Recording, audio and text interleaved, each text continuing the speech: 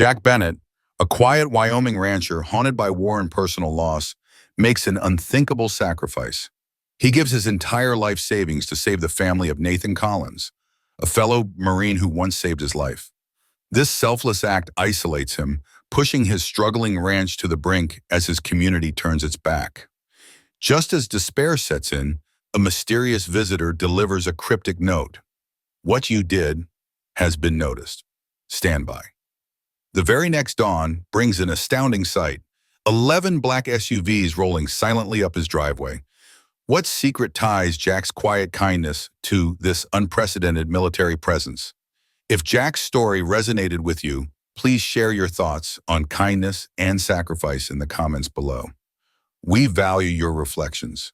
To support our channel and ensure you don't miss future powerful stories, please like this video, subscribe, and hit the bell. Your engagement helps keep the spirit of quiet heroism alive. Jack didn't respond. He didn't offer a defense, didn't try to explain. His hand trembled slightly as he pushed the check across the counter, but his eyes stayed locked forward, unblinking and firm. Across from him, the bank teller stared at the number in disbelief, her mouth slightly agape. She knew what it meant. That amount, every cent, was everything he had left. Behind them, someone let out a sharp, mocking laugh. "Look at old Jack Bennett. Thinks he's some kind of hero." Jack turned his head briefly, but said nothing. He didn't even flinch. Instead, he turned back toward the door and stepped outside into the quiet hush of twilight. The sky was bleeding orange into purple as the day died behind the hills. He walked slowly, shoulders straight but heavy, into the fading light. When morning came and the first rays of dawn touched the horizon, 11 black SUVs rolled soundlessly up his dirt driveway. They came without sirens or announcements. Tires crunched softly against gravel, and one by one, uniformed figures stepped out. The rhythmic click of their heels on stone broke the morning stillness. Each one stood tall, firm, proud, shoulders squared, boots polished, faces set in solemn respect. From the porch, Jack watched it all unfold, coffee mug in hand. He didn't speak, didn't move. He simply stood there, staring out over to the land that had worn down with time, and now, in this unexpected moment, bore witness to something bigger than he could have ever foreseen. His quiet act, private, invisible, had rippled outward, far beyond anything he had imagined. Jack Bennett's days had always begun before the sun. Long before its light grazed the Wyoming hills, he would wake in silence, the same way he had for years. He'd reach for his worn denim jacket, threadbare at the elbows, and step out onto the porch, chipped mug filled with hot coffee in his weathered hand. Before him stretched his land, parched, cracked, crying out for rain that hadn't come in years. Drought had stripped it of its color and life, leaving brittle fields and a skeletal herd of cattle behind, ghosts of what the ranch once was. After his coffee, he worked. Always, alone. He'd mend sagging fences with rusted tools, patch holes in the barn roof using salvaged wood, tend to a struggling vegetable garden that barely yielded enough to feed one man. But he coaxed it along, day after day, stubborn as the soil itself. Since Margaret's death 3 years ago, silence had settled into every crevice of the ranch like dust. No more soft laughter drifting from the kitchen window. No more fresh pies cooling on the sill. The curtains she had sewn still hung there, though faded now. The flowers she planted along the porch bloomed less often. Every room carried her absence like a weight. Every corner whispered her name. This was the land they had built their life on together, and now Jack walked it alone. As he moved through his daily tasks, Jack's thoughts often wandered to another time, another desert, this one blistering hot, the air thick with sand and oil. The Gulf War had etched itself into his bones. That's where he'd met Nathan Collins, a young Marine with steady hands and a smile too quick for the battlefield. They had shared foxholes and dust storms, traded stories about home, and made quiet promises to look out for each other. Jack remembered Nathan's face more clearly than most. It came to him often in the night, especially when sleep refused to come. Jack knew the war had followed him home, not as parades or medals, but in the silence between his thoughts, in the bursts of anger he couldn't explain, in the gnawing restlessness that never left. Like so many veterans he knew, Jack carried something invisible, something heavy. Civilian life had no map for where to go once the uniform came off. The emptiness settled in deep. Money had always been tight. His modest pension from the military, along with Social Security, barely stretched across the necessities. Each broken fence post, each leaking pipe, every vet bill for a sick cow was a sharp reminder of how little buffer he had left. But even under the strain, Jack stood firm. There was a duty in him that hadn't dimmed, not just to his land, but to the brotherhood of those who had worn the uniform beside him. That bond, forged in heat and fear and trust, was something sacred. And that bond was what stirred inside him when he read about the stranger's family in trouble. It wasn't charity, it was something deeper. Jack's mornings never changed. He'd shuffle into the kitchen before dawn, light the old stove, and set the kettle to boil. The low whistle of steam was part of the ritual. He'd spoon coffee grounds with the same careful motion as always, then unfold the creased local newspaper. A familiar companion since the 1980s. It was more than news. It was his thread to the town, to the world slowly drifting further away. He read it slowly as always. Headlines, obituaries, town notices. But that morning, a name jumped from the paper and struck him like a blow to the chest. Emily Collins, widow of Staff Sergeant Nathan Collins, faces eviction after funeral costs leave family bankrupt. The paper trembled in his hands. Nathan Collins, a name Jack hadn't spoken aloud in years, but never once forgot. And in that instant, Jack was no longer just a man on a quiet ranch. He was a brother remembering a promise. Back in Fallujah, the memories returned with brutal clarity. Jack could feel the sting of sand whipping against his face, the suffocating heat radiating off steel-plated vehicles under a merciless sun, and the sharp rush of adrenaline that came with each burst of gunfire. In his mind, it all came rushing back. The case, the noise, the fear. And right in the middle of it all was Nathan. Young, steady, unshaken, Nathan had moved through the madness like a force of nature, dragging a wounded soldier to safety without hesitation. He wasn't just another Marine. Nathan had been more. He'd been a brother, bound not by blood, but by war, and promises whispered between gunfire. They had made a pact, forged not in words, but in every battle they survived, to watch each other's backs and make it home. But not every promise survived the war. Jack had lived. Nathan hadn't. Now, seated at his worn wooden kitchen table, his coffee forgotten and growing cold, Jack found himself lost in the weight of memory. Some names, he thought, never fade from your mind. They live on because they are tied to the moments that mold you, the faces you see in the seconds you're sure you won't live to see another sunrise. They are the voices that reach into your fear and give you the strength to keep going. Nathan's name wasn't a wound in Jack's memory because of how he died. It stayed because of the way he had lived, defined by courage, loyalty, and selfless sacrifice. And now Nathan's family was in trouble. Jack folded the newspaper slowly, each crease pressed with a quiet dread as the headline stared back at him. Emily Collins, Nathan's widow, lone, raising 2 children, now facing eviction after burying her husband. A knot formed in Jack's chest, heavy and unrelenting.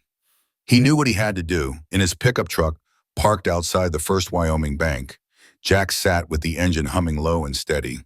His hands gripped the steering wheel with a tension that bleached his knuckles white.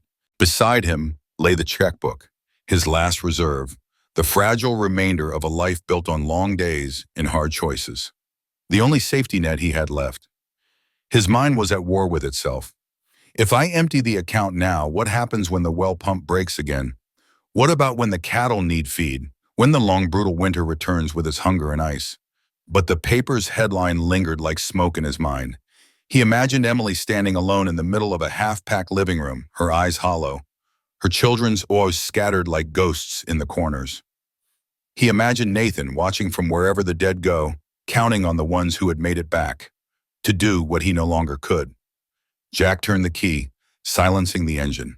He stepped out and walked straight through the bank's double doors. Inside, the murmurs of a small-town afternoon fell quiet. The young teller behind the counter, Claire, looked up and froze when she saw the check he slid toward her. Her hands trembled. Behind him, whispers sparked like dry grass. Old Jack Bennett, someone muttered. Thinks he's some kind of hero, another snorted. Jack didn't turn. He didn't flinch under the heat of their stares. Let them whisper. His hands were steady as Claire processed the transaction. From the corner, Rick Dalton's voice cut through the silence like a blade dipped in mockery. Guess the old man's finally cracked. Jack's heart thudded hard in his chest, but his thoughts were still. Focused. What's a man worth, he wondered, if he can't stand for something bigger than himself? He knew the risk. He knew the ranch might not make it through another winter. He knew that if the worst came, no one was going to show up and save him. But he also knew what it meant to leave no one behind. The check cleared. Jack turned without a word and stepped back out into the blinding afternoon light. The gossip trailed him like smoke in the wind, but he didn't look back. Some folks count their wealth in acres and dollars, he thought to himself, climbing back into his truck. But me, I count mine in promises kept. And some promises, they're worth everything. Word spread through town like wildfire on dry prairie. By evening, Jack couldn't walk into the local feed store without the hush of conversations falling around him like walls. Every glance lingered, half curious, half amused. When he stepped in to buy chicken feed on credit because the money was gone, Tom Jennings, his neighbor of 3 decades, was already waiting at the counter. Tom leaned in, voice low but tight with worry. "Jack," he muttered, "you've lost your damn mind." He didn't wait for a reply. "Where was everyone when Margaret died, huh?" Tom pressed. "Where were they when your well dried up and you went without for weeks? Nobody helped then. So why the hell are you throwing it all away now, for strangers?" Jack gave a quiet shrug. His voice didn't rise, didn't shake. "It's not about what they did for me, Tom."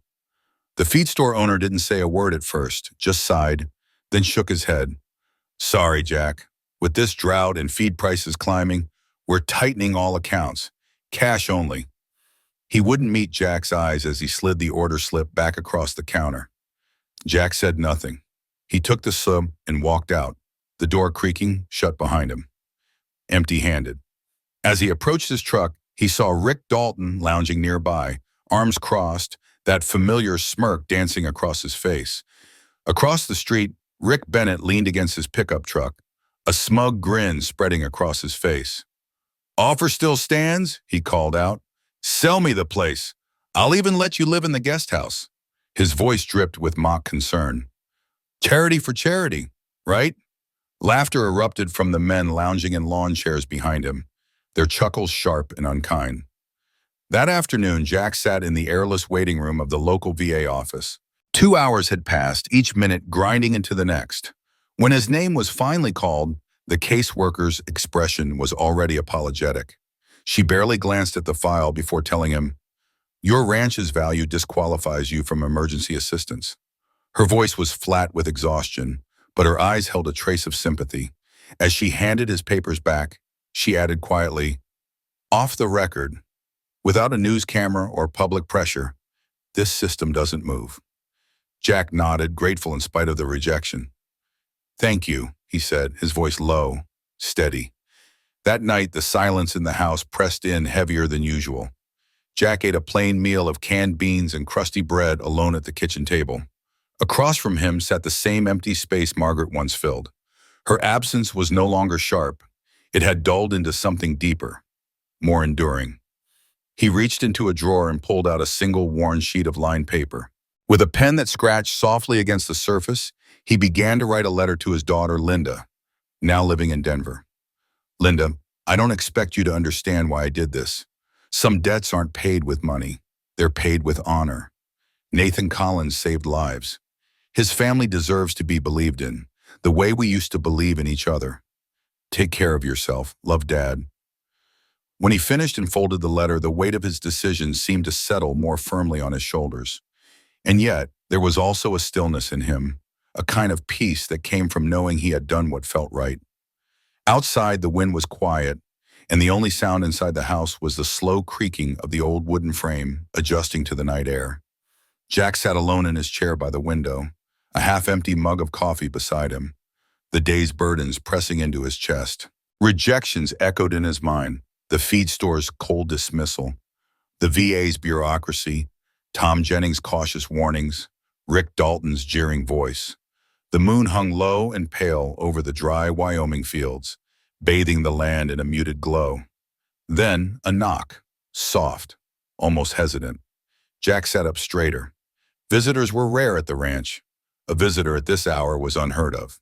He moved carefully, slipping on his boots and reaching for the old flashlight hanging by the doorframe. When he cracked the door open, the porch light illuminated a woman standing just outside the threshold. She looked to be in her mid-30s, tall and lean, her gaze sharp and observant. Her clothes were civilian, faded jeans, a dark jacket, worn boots. But her bearing gave her away instantly. She stood with the upright posture of someone trained to assess every shadow, every exit. Military, no doubt. "Mr. Bennett," she said softly, her voice composed but edged with urgency. "I can't stay." Before he could respond, she stepped forward and pressed a plain white envelope into his calloused hand. "We can't go public yet," she continued, her tone efficient but sincere. "But you need to know you're not alone in this." Jack started to speak, but she was already turning. With a slight nod, she disappeared into the darkness beyond the porch. A few moments later, the low growl of an engine rumbled, then faded into the night. Inside, Jack returned to the table, his hands trembling slightly as he opened the envelope. His heart pounded, a pulse of confusion and cautious hope. Was this real? Or some cruel game? Inside was a single note, typed on plain paper with no signature, no markings. "What you did for Emily Collins has been noticed. Stand by." Jack exhaled sharply, running a rough hand over his face. For years he had believed that quiet acts of goodness often disappeared, buried beneath noise and indifference. That the world forgot people like Nathan Collins. That those who gave in silence and disappeared in the same way. But this was a whisper, a spark, a small confirmation that sometimes when you throw light into the world, it doesn't just fade. It finds a way to echo back farther than you imagined. Morning crept gently across the horizon, stretching pale gold light over the fields. Jack stood on the porch, a mug of steaming coffee between his rough, weathered hands. His bones ached from another sleepless night, his thoughts still caught in the quiet weight of the woman's visit. Her words had stayed with him, like the final line of a story left untold. Then came the sound, not the familiar cough of an aging farm truck or the clatter of an old tractor, but something different, smooth, controlled, intentional. Jack stepped to the edge of the porch, squinting toward the dirt road that wound through the field. And there, emerging one by one from the rising dust, came a line of black SUVs. Their surfaces gleamed in the golden light of the rising sun. 11 black SUVs, each identical, climbing the long drive in flawless formation. Tires bit cleanly into the gravel, the crunch synchronized and sharp, like marching boots across parade ground stone. A subtle vibration pulsed through the earth beneath Jack Bennett's worn boots, steady and rhythmic. Across the fields, movement stirred. People began emerging from their homes, drawn by the sound and the strange precision of it all. Tom Jennings stepped out onto his porch, his jaw slack with disbelief. Even Rick Dalton, who had never missed a chance to mock Jack in recent months, stood frozen by his truck, the smirk that so often curled his lips gone without a trace. The vehicles halted in perfect unison, forming a single unwavering line. For a breathless moment, everything fell still. The silence was so complete, it pressed against the air like the expectant pause before thunder rolls through the hills. Then, with almost mechanical timing, every door opened at once. Men and women in full uniform stepped out. Army, Navy, Air Force, Marines. Their boots met the gravel in unison.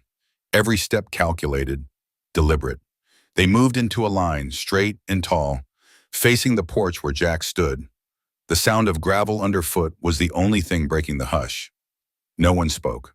From the lead vehicle stepped a tall man with silver hair and a commanding presence. His shoulders were broad beneath a meticulously kept uniform, heavy with decorations. Major General Michael Grant. His walk was smooth but firm, purposeful, parting the line of soldiers as he approached the porch. His eyes were steady, his jaw set. Jack watched in disbelief. His lips parted slightly, but no words came. His gaze moved from the general to the line of soldiers and then to the small crowd gathering behind them. Neighbors, friends, strangers. His heart pounded with the confusion. His thoughts a whirl of questions he couldn't yet form. What was this? Wyoming, but above all, a heavy, humbling realization began to root itself deep in his chest. This was not a mistake. "Mr. Bennett," General Grant said, his voice carrying authority but also something deeply respectful. "On behalf of the United States military, I thank you." Jack's grip tightened around his cooling coffee mug. Something stirred in him, long dormant, years of training etched into bone and memory. Slowly his hand rose in return, fingertips finding their place in a practiced salute he hadn't performed in decades. It was muscle memory, pure and solemn, from a time he thought had long since passed. He had never acted out of a desire for recognition. He had simply helped where help was needed, quietly, without expectation. But now, as he stood in the quiet of morning light, facing ranks of soldiers and a stunned neighborhood, Jack Bennett understood. Sometimes the world doesn't just notice. It remembers. General Grant stepped forward, boots crunching softly on gravel. In his gloved hands, he held a leather folder. He turned to face Jack fully and spoke, his voice pitched to carry clearly across the gathering. "Mr. Bennett," he began, "I understand you believed you were simply helping a fellow Marine's family, but what you did had consequences far beyond what you ever imagined." Jack's brow furrowed. He stared at the folder, his mug forgotten in his grip. The general opened it carefully, revealing papers marked with red stamps, clearly classified. "Staff Sergeant Nathan Collins wasn't only a decorated Marine," Grant said. "He was a critical figure in Operation Iron Shield, an international counterintelligence operation responsible for dismantling extremist financial networks." Jack's breath caught in his throat. Before his death, Nathan provided testimony that helped neutralize 3 major extremist cells across Europe and the Middle East. The words hit Jack like a hammer.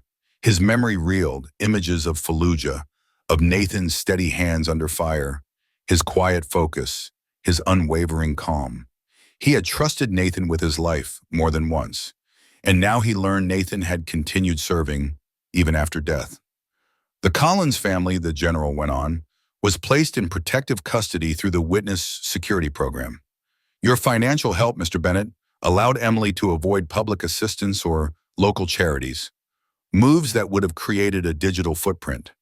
Your quiet generosity protected their location at a critical time." Jack's mouth went dry. He looked down at the worn porch beneath his feet, struggling to take it all in. He had thought he was helping a widow and her child stay off the streets.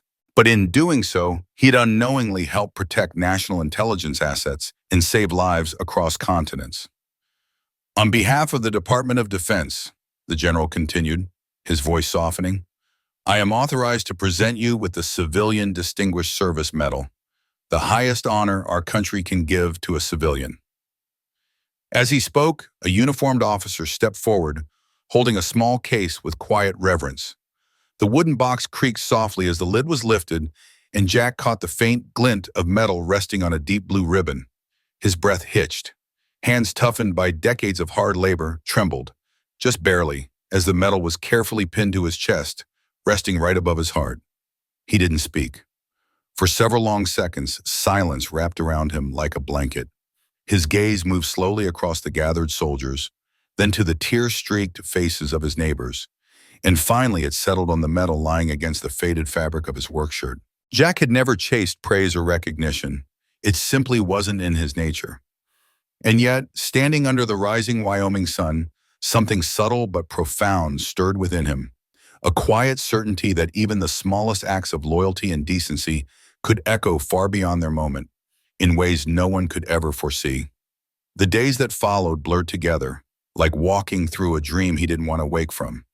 Jack awoke each morning to the steady rhythm of engines, the sharp ring of tools, and the low murmur of voices echoing across his land. His ranch had transformed into a hive of purposeful motion. Army engineers, Navy Seabees, even a few young Marines moved with quiet focus, working together as if guided by instinct. The roof of his aging barn, once sagging and weary, was stripped bare and built anew, each board nailed in place with careful precision. A team from the Army Corps of Engineers flushed and repaired the old well that had run dry months ago. They fortified the cattle fencing, sanded and repainted the sun-beaten porch, and even brought life back to the modest garden Margaret had once loved, laying down fresh, rich soil where the ground had cracked and given up. Jack often stood off to the side, a mug of coffee warming his hands, watching it all unfold. He didn't say much, it wasn't his way, but every now and then a soldier or sailor would pause just long enough to shake his hand or quietly offer thanks before returning to their task. He answered with a nod, a steady handshake, and eyes that brimmed with something he couldn't name, a tangled mix of disbelief, gratitude, and the aching memory of lives long gone. One golden afternoon, as the sun dipped behind the hills and the sky turned to fire, a familiar car pulled up the long gravel drive. Emily Collins stepped out, her little boy Ben clutching her hand tightly. Jack's heart clenched at the sight of them, emotion catching in his throat. Emily walked toward him slowly, her eyes glistening with tears. "Bennett," she said softly, her voice thick with meaning, "we can never repay you." Before Jack could answer, Ben stepped forward. In his small hands, he held a homemade card fashioned from construction paper. Crayon drawings filled the front. Stick figures of a farmhouse, a barn, a man with a gray beard smiling beside a child waving enthusiastically. The words, wobbly but clear, read, "Thank you for helping us. You are our hero." Emily reached into her purse and gently placed an envelope into Jack's weathered hands. "This is your check, Jack," she said. "We didn't cash it.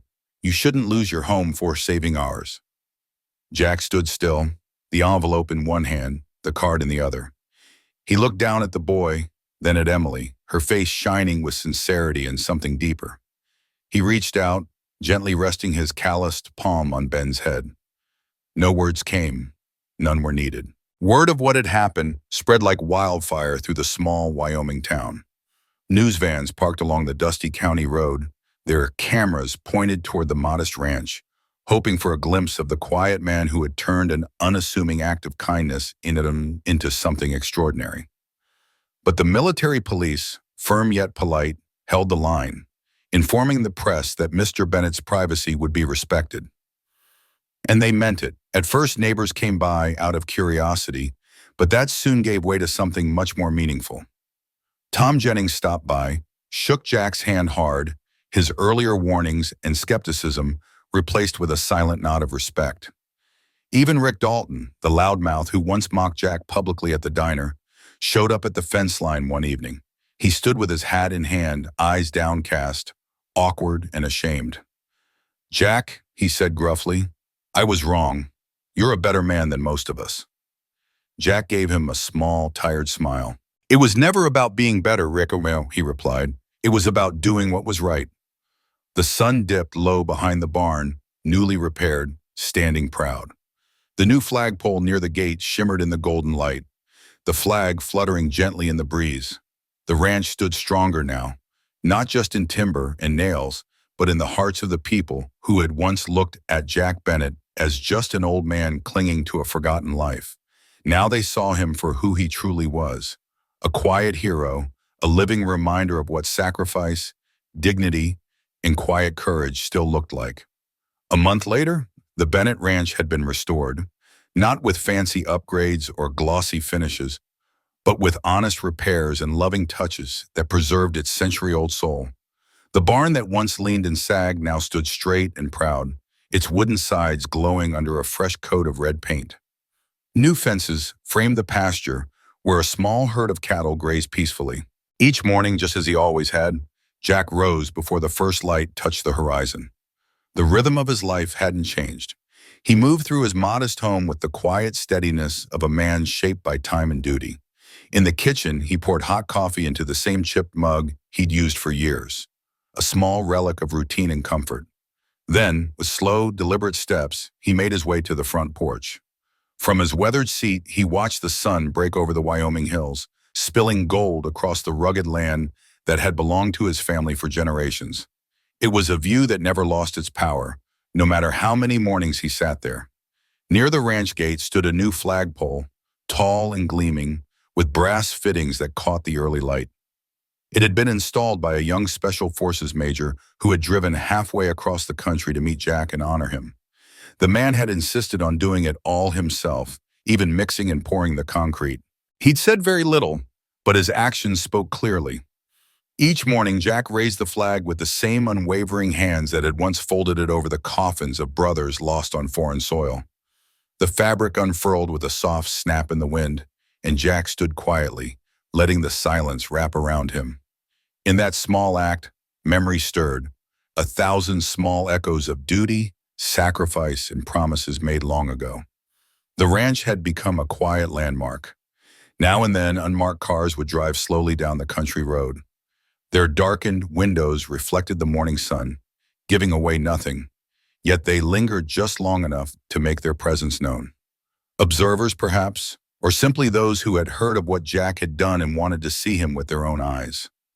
His one simple act of kindness had spread far beyond anything he could have imagined, reaching ears in places he'd never set foot. Twice a month, a military chaplain made the long trip out to the ranch. He never came empty-handed, always with fresh groceries and a firm handshake. Sometimes they sat for a while sharing a story or two, not because either needed to fill the silence, but because some silences deserve company. Neighbors who once came out of curiosity now came with quiet respect. Tom Jennings, Jack's neighbor of 3 decades, often stopped by with a sack of cattle feed or just to pass the time. No big conversations, just 2 old men watching the wind brush through the grass. Even Rick Dalton, who had once rolled his eyes at Jack's stubborn decency, had changed. Now, whenever their paths crossed, Rick tipped his hat, his old smirk replaced with something gentler, almost solemn. Outwardly, Jack's life remained much the same. The ranch still needed tending, the cattle still grazed under wide skies. Fences needed mending, the fields still called for care. But beneath the surface, something had shifted. Not in him, but around him. Unintentionally, almost unwillingly, he had become something more than just a man living out his days on a family ranch. He had become a quiet symbol of something rare, something good. He'd made a choice, one that was quiet, personal, and never meant for anyone's applause. He'd chosen to keep a promise, to do the right thing when no one was looking. And that simple, stubborn decision had traveled farther than any headline ever could. Jack began to understand. Legacy doesn't always come from grand gestures or bold speeches. It's often carved into the world through quiet resolve, through hands that lift burdens without complaint, through moments that seem small but carry a weight of meaning. True impact, he realized, isn't always visible. Sometimes it's carried in the lives you touch without ever knowing it. So each day, as the flag rose into the sky and the cattle grazed beneath its wide stretch, Jack sat with his coffee, content in the stillness. He didn't need praise. He didn't need fanfare. What he had was better, a deep knowing that one man's quiet decision had traveled far beyond his fence line, reaching hearts across the country. And that, he believed, was enough. What remains with us after leaving Jack Bennett's porch is more than just a touching story. It's a truth that cuts deep into the noise of modern life. In a world spinning fast, chasing likes, followers, and fleeting validation, it's easy to believe that kindness is outdated, that sacrifice belongs to some distant past, and that no good deed ever makes it beyond your own doorstep. But Jack reminds us otherwise, that even now, one act of quiet selflessness can ripple out in ways we'll never fully see. His story resonates deeply with those who have known hardship, especially older generations who remember a time when promises were kept, when loyalty wasn't conditional, and when character mattered more than applause. It's a gentle challenge to the world we live in, a world hungry for spectacle and speed. Jack's life shows us that real legacies aren't made with noise, but with stillness. Not with spotlight, but with consistency, in hands that reach out without asking for anything in return. So maybe that's where you come in. Have you ever helped someone without expecting recognition? Have you ever made a choice that felt small, but might have meant everything to someone else? Do you believe kindness still has a place in today's world of instant gratification and curated lives? We invite you to share your thoughts, share your stories, reflect on what this means for you and for us. because Jack Bennett's life reminds us of something we need now more than ever. That true kindness never disappears. It lingers, it grows, and in time it's always seen.